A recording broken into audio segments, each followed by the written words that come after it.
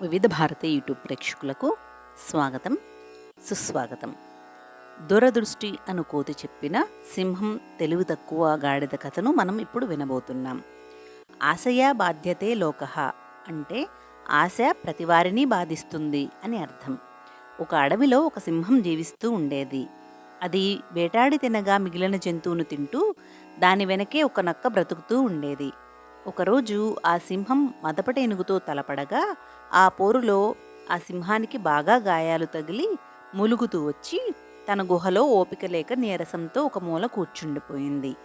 కొంతసేపటికి తేరుకున్న ఆ సింహం నక్కను పిలిచి, ఇన్నాళ్ళు నా తిండి తిన్నావు కనుక ఈనాడు నీవు నా తిండిని తిన్నదాని రుణం తీర్చుకో, నాకు ఆహారాన్ని సంపాదించి నీ మిత్రత్వాన్ని నిరూపించుకో అన్నది. దాంతో నక్కకి గొంతులో పచ్చి వెలక్కాయ పడ్డట్టయింది. మృగరాజా, ఇన్నాళ్ళు నేను మీ వెంట తిరుగుతున్న సంగతి అడవిలో ప్రతి పుట్టకు చెట్టుకు తెలుసు. అటువంటప్పుడు ఏ జంతువు నా వలలో పడుతుంది? పడినా దానిని చంపేటందుకు నేనేమి మీలా మృగరాజుని కాదు కదా అంది నసుగుతూ. అదంతా నాకు తెలియదు, నాకు ఆకలిగా ఉన్నది, పోయి ఆహారాన్ని తీసుకురా అన్నది సింహం కోపంగా గర్జిస్తూ. ఇక తప్పదు అని అనుకున్న నక్క ఆహారం కోసం ఒక గ్రామంలోకి పోయింది. అక్కడ దానికి ఒక గాడిద కనిపించింది. గాడిదని సమీపించింది నక్క. ఏంటి గాడిద బావా, ఇంత దిగులుగా నీరసంగా కనిపిస్తున్నావు అని అడిగింది. నక్కను చూసిన గాడిద అమాయకంగా, ఏమి చెప్పను నా గాడిద చాకరీ బాధని, ఎంత సేవ చేసినా నా యజమానికి ఇంత గడ్డి పెట్టడానికి చేయి రావడం లేదు అన్నది బాధగా నిట్టూరుస్తూ. చీ, ఈ యజమానులంతా ఇంతే, అందుకే నీలాగే కష్టపడుతున్న గాడిదలు నా దగ్గరికి వచ్చి నన్ను శరణు వేడితే నా దగ్గరే ఉంచుకున్నాను. నీవు కావాలంటే నాతో పాటు వచ్చేయి, వాటితో పాటు హాయిగా బతికేయవచ్చు అంది నక్క ఆశ పెడుతూ. చాకిరీ చేయడం తప్పుతుంది కదా అని అలాగే అంటూ గాడిద నక్క వెంట బయలుదేరింది. ఆ గాడిదను నక్క సరాసరి సింహం వద్దకు తీసుకుపోయింది. అయితే నీరసంతో ఉన్న సింహానికి చూపు సరిగా ఆనక గాడిదపై పంజా విసరడంలో కొద్దిగా ఆలస్యం చేసింది. గాడిద సింహాన్ని చూస్తూనే బెదిరిపోయి పారిపోయింది. ఏంటి మహారాజా, ఆ గాడిదని ఎంతో కష్టం మీద తీసుకువస్తే ఇలా చేశారు అంది నక్క విసుగ్గా. ఏం చేయను, నీరసంతో నా శరీరం పట్టు తప్పసాగింది, దానితో అది పంజా దెబ్బ నుండి తప్పించుకుంది. పోయి వేరేది ఏదైనా తీసుకురా అన్నది సింహం ఆజ్ఞాపిస్తూ. మళ్ళీ బయటకు వచ్చిన నక్క, ఇక్కడేం దొరుకుతుంది నా మొహం, మళ్ళీ ఆ గాడిదనే మాయ చేసి తెస్తాను అని అనుకుంది. గాడిద దగ్గరకు పోయి, ఏంటి గాడిద బావా ఇలా చేశావు, మా అడవికి ఎవరు కొత్తగా వచ్చినా మృగరాజు వద్దకు పోయి పరిచయం చేసుకోవలసిందే. నేను అందుకే నిన్ను సింహం వద్దకు తీసుకుపోతే నీవేమో భయపడి పారిపోయి వచ్చావు. ఎందుకంత భయం, నేనున్నానుగా. మా రాజుగారు నీ సంగతంతా విని ఎంతో బాధపడి నిన్ను తీసుకురమ్మని మళ్ళీ నన్ను పంపారు అని అన్నది. నక్క మాటలు నిజమని నమ్మిన గాడిద రెండోసారి దాని వెంట వెళ్ళింది. ఈసారి సింహం గుహదాపున ఉండి వస్తున్న గాడిదను చూసి సిద్ధంగా ఉండి ఆ గాడిద రాగానే దానిపై పంజాను విసిరింది. పంజా దెబ్బకు గాడిద ప్రాణాలు గాలిలో కలిసిపోయాయి. అప్పుడు నక్క నవ్వుతూ సింహంతో, మృగరాజా, దీనంత అమాయకపు జీవిని నేను ఇంతవరకు చూడలేదు. మొదటిసారి చావు నుండి తప్పించుకుని కూడా మళ్ళీ నా మాయమాటలు నమ్మేసి రెండోసారి వచ్చి ప్రాణాలు పోగొట్టుకుంది అని అంది. సింహం దాని మాటలకు పడిపడి నవ్వి తరువాత ఆ చచ్చిన గాడిద మాంసంతో ఆ రెండూ కలిసి విందు చేసుకున్నాయి. ఆ కథను చెప్పడం పూర్తి చేసిన దూరదృష్టి, నేను ఆ గాడిద వలె మూర్ఖుడిని కాను. ఒకరి గుట్టు బయటపడ్డ తరువాత ఎవరైనా వారిని తమ దగ్గర ఉండనిస్తారా? ఇందుకు ఉదాహరణగా నీకు ఒక రాజు కుమ్మరి వారి కథ చెబుతాను విను అంటూ మందబుద్ధునితో దూరదృష్టి ఇలా చెప్పసాగింది. దూరదృష్టి అనే కోతి చెప్పిన రాజు కుమ్మరివాడు అనే కథను మనం ఇప్పుడు వినబోతున్నాం. అత్యుపచారః శజ్గితవ్యః అంటే అతిగా ఆదరం చూపిస్తే శంకించవలసి ఉంటుంది అని అర్థం. ఒక ఊరిలో కుండలు చేసేవాడు ఉండేవాడు. అతని పేరు పరాక్రముడు. ఒకనాడు వాడు కుండలు తీసుకుని వేరే ఊరికి పోతూ ఉండగా మార్గమధ్యంలో కాలికి ఎదురు దెబ్బ తగిలి పక్కనే ఉన్న రాయి మీద పడ్డాడు. దానితో అతనికి నుదుటిపై గాయం తగిలింది. ఆ గాయం కొన్ని రోజులకు మానింది, కానీ మచ్చ మాత్రం వాడి ముఖం మీద అలాగే మిగిలిపోయింది. కొన్ని రోజుల తర్వాత ఆ ఊరిలో ఎక్కడ లేని కరువు ఏర్పడింది. అప్పుడు వాడు తన భార్యాబిడ్డలను తీసుకుని పొరుగు దేశం పోయి అక్కడి కొలువులో ఏదైనా పని దొరుకుతుందేమో అని రాజస్థానానికి వెళ్ళాడు. ఆ దేశరాజు అతనిని చూసి అతని పేరేమిటో తెలుసుకొని, ఇటువంటి పేరు వీరులైన క్షత్రియులకు తప్ప మరెవ్వరికీ ఉండదు, వీడి వీరత్వానికి నుదుటి గాయమే సాక్ష్యం అని అనుకుని తన ఆస్థానంలో ఉంచుకొని అందరికంటే బాగా చూసుకోసాగాడు. ఒకరోజు వివిధ దేశాల నుండి వచ్చి వివిధ విద్యలలో నిష్ణాతులు తమ తమ విద్యలను రాజుగారికి చూపించసాగారు. మావారు కూడా ఎందులోనూ తీసిపోరు అని తన వారి విద్యలను కూడా ప్రదర్శింపచేశాడు రాజు. కానీ ఎంతసేపటికి పరాక్రముడు ముందుకు రాకపోవడంతో రాజుగారు పరాక్రముని పిలిచి, నీవు ఏ విద్యను ప్రదర్శించలేదు, కారణమేమిటి అని అడిగాడు. అప్పుడు పరాక్రముడు, మహారాజా, నేను ఒక కుండలు చేసుకునేవాడిని, నాకు కుండలు చేయటం తప్ప మరేదీ రాదు అన్నాడు.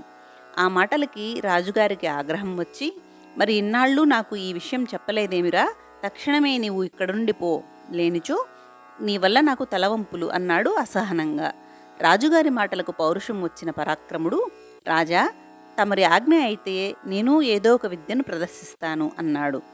అతని మాటలకు రాజు నవ్వుతూ, నీవు నక్కవలే డాంబికాలకు పోతున్నావు, ఆ పనికిమాలిన నక్క కథ చెబుతాను విను, ఆ తరువాత ఏం చేయాలో నీకే అర్థమవుతుంది అంటూ రాజుగారు ఇలా చెప్పసాగారు. రాజుగారు చెప్పిన పనికిమాలిన నక్క కథను మనం ఇప్పుడు వినబోతున్నాం. అతి సజ్గో దోషముత్పాదయతి అంటే అతిగా పెట్టుకున్న సంబంధం దోషానికే హేతువవుతుంది అని అర్థం. ఒక అడవిలో ఉంటున్న సింహానికి ఒకసారి 2 సింహపు కోనలు కలిగాయి. ఒకనాడు వేటాడుతూ ఉండగా మగసింహానికి ఒక చిన్న నక్కపిల్ల దొరికింది. నక్కపిల్లని తీసుకుపోయి ఆడసింహానికి ఇస్తూ, రాణి, ఇది చిన్న పసికూన కదా, అందుకే చంపాలంటే పంజా లేవలేదు, మన బిడ్డలకు దీనిని ఇవ్వు, ఆడుకుంటారు, మన బిడ్డలతో పాటే ఇది కూడా పెరుగుతుంది అన్నది మగసింహం. ఆడసింహం అలాగే చేసింది. ఆనాటి నుండి ఆ నక్కపిల్ల సింహాలతో పాటే పెరిగింది. ఒకనాడు ఈ 3 అడవిలో పోతూ ఉండగా ఏనుగు ఒకటి ఎదురుపడింది. అప్పుడు నక్క, అమ్మో ఏనుగు, తొందరగా పదండి అంటూ సింహం పిల్లలని అక్కడి నుండి తీసుకుని గుహకు వచ్చింది. ఆ విషయం తెలుసుకున్న ఆడసింహం నక్కను పిలిచి, చూడు నాయనా, నీ జాతి వేరు, మా జాతి వేరు, నీకు ఏనుగులంటే భయం, మాకు ఏనుగులంటే ప్రియం, చిన్నప్పుడైతే నీతో పాటు మాకు ఎటువంటి ఇబ్బంది లేదు, ఇప్పుడు నీవు పెద్దవాడివి అయిపోయావు, నీకు నీ జాతి లక్షణాలే వస్తాయి, కానీ సింహాలతో పెరిగినంత మాత్రాన సింహపు జాతి బుద్ధులు రావు కదా అని అంది. అప్పుడు ఆ నక్క పౌరుషంతో, అయితే నేను పోయి ఆ ఏనుగు దగ్గర నా తడాకా చూపిస్తాను, సింహాలలో ఎందుకు తీసిపోను నేను అని నిరూపిస్తాను అని అన్నది. దానికి ఆడసింహం నవ్వుతూ, నీవు ఆ విధంగా చేసినా నీ ప్రాణాలే పోతాయి, ఇక నువ్వు ఇక్కడ ఉండటం కంటే నీ జాతి వారి దగ్గరే ఉండటం మంచిది, కాబట్టి నీవు నీ జాతి వారి దగ్గరకు చేరి హాయిగా జీవించు అని అంది. దానితో విషయం గ్రహించిన నక్క అక్కడి నుండి పోయి తన జాతిలో కలిసింది. కుమ్మరివానికి ఈ కథ చెప్పి, కాబట్టి నీవు కూడా పోయి నీ జాతిలో కలువు అన్నాడు రాజు నవ్వుతూ. ఆ కథ చెప్పిన దూరదృష్టి, తక్షణమే నీవు కూడా ఆ కుమ్మరివాని వలె ఇక్కడి నుండి పో అన్నాడు. దాంతో మందబుద్ధుడు, మిత్రమా, దూరదృష్టి, నేను చేసిన తప్పును మన్నించు, నాతో బాటురా, నా భార్యతో నీకు క్షమాపణలు చెప్పిస్తాను అని అన్నాడు. మందబుద్ధుడనే ఆ మొసలి మాటలకు ఎగతాళిగా నవ్వుతూ, నీ వంటి కాంతాదాసులు భార్యలకు చెప్పలేరు సరికదా, భార్యలు చెప్పినదే వింటారు, అందుకు ఉదాహరణగా నీకు నందుడు, వరరుచి అనే వారి గురించి చెబుతాను విను అంటూ వారి కథను చెప్పసాగాడు. దూరదృష్టి అనే కోతి చెప్పిన నందుడు, వరరుచి కథను మనం ఇప్పుడు వినబోతున్నాం.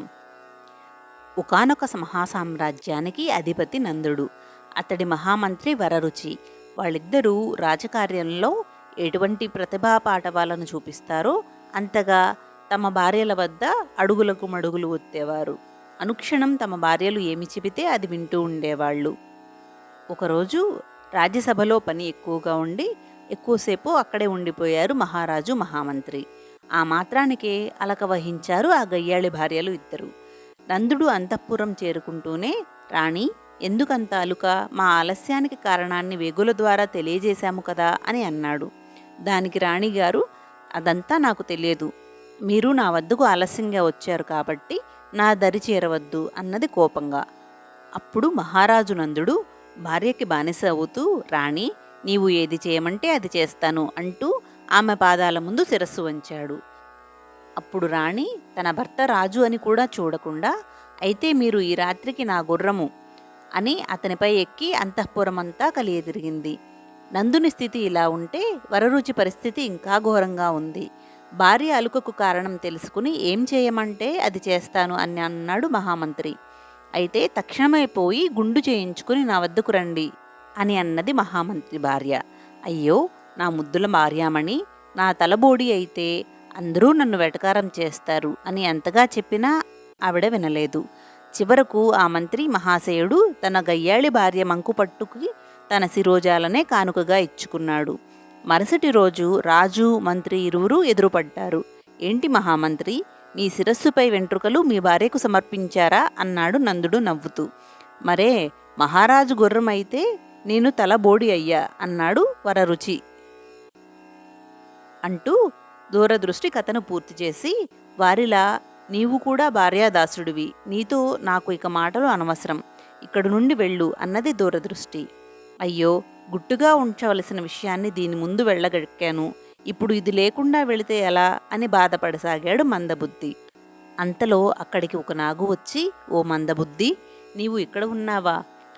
నీవు కోతి గుండెకాయని తెస్తావని తమని నమ్మించి మోసం చేసి ఉంటావని భావించి నీ భార్యా కొడుకులిద్దరూ మరణించారు అని చెప్పింది. దాని మాటలకి మందబుద్ధి దుఃఖిస్తూ, అయ్యో నా భార్యా బిడ్డలిద్దరూ మరణించారు, ఇక్కడ మిత్రుని స్నేహము నశించింది, రెండిటికీ చెడ్డ నక్క బతుకులా అయింది నా బతుకు అని బాధపడసాగాడు. మొసలి మాటలు విన్న సర్పము, ఎవరా నక్క, నీకు ఆ వృత్తాంతము తెలిస్తే చెప్పవా మందబుద్ధి అని అడిగింది. మందబుద్ధి అనే మొసలి చెప్పిన రెండిటికి చెడ్డ నక్క కథను మనం ఇప్పుడు వినబోతున్నాం. హస్తగతావమానాత్ కార్య వ్యతిక్రమో భవతి అంటే చేతిలో ఉన్న దానిని చిన్నచూపు చూస్తే కార్యం చెడుతుంది అని అర్థం. ఒక అడవిలో ఆహారం కోసం తిరుగుతున్న ఒక నక్కకు మాంసం ముక్క దొరికింది. అది ఎంతో ఆనందంతో దానిని అక్కడే తినకుండా గంతులేస్తూ, అబ్బా ఎంత మంచి ఆహారం దొరికిందో అనుకుంటూ తన గుహకు వెళ్ళసాగింది. నక్క తన గుహకు వెళ్లే దారిలో చెరువు ఒకటి ఉంది. నక్క సరిగ్గా వెళ్లకుండా కకృతిపడి ఈ ఆహారం నాకు సరిపోతుందో లేదో అనుకుంటూ చెరువులో ఉన్న చేపలను పట్టుకోవడానికి ఆగింది.